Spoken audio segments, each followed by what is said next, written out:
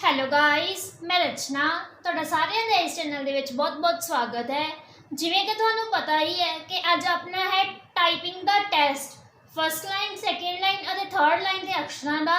ਸੋ ਬਿਨਾਂ ਟਾਈਮ ਨੂੰ ਵੇਸਟ ਕਰਦੇ ਹੋਏ ਆਪਾਂ ਟੈਸਟ ਵੱਲ ਚੱਲਦੇ ਹਾਂ। ਸੋ ਨਾਓ ਸਟਾਰਟ ਦ ਟੈਸਟ। ਮੈਂ ਤੁਹਾਨੂੰ ਸਿਰਫ ਅਕਸ਼ਰ ਬੋਲੂੰਗੀ ਅਤੇ ਤੁਸੀਂ ਉਹਨਾਂ ਨੂੰ ਸਪੇਸ ਪਾ ਕੇ ਲਿਖਣਾ ਹੈ। ਸਟਾਰਟ। रोक, रोतक,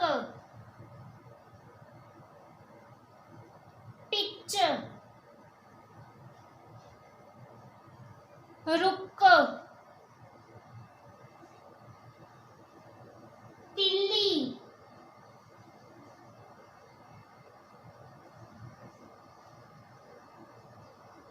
शोर, नोबल,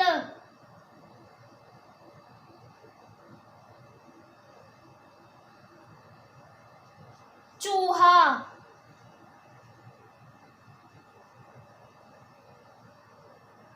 पूरन, जवाब, बोल,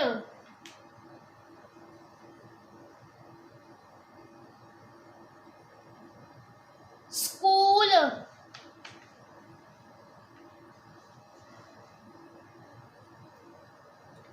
सपुत्र,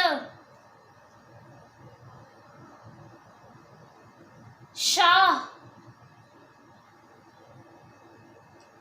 वकील,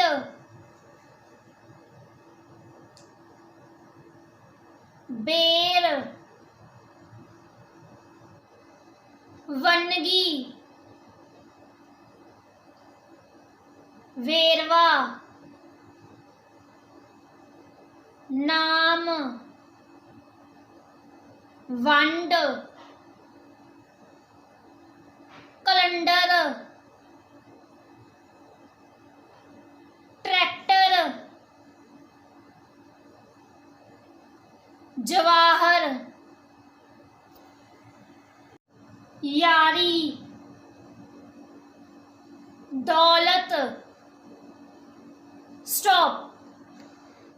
गाइस, ये अक्षर मैं ਤੁਹਾਨੂੰ ਬਹੁਤ ਹੀ ਜ਼ਿਆਦਾ ਸਲੋ ਬੋਲੇ ਸੀ।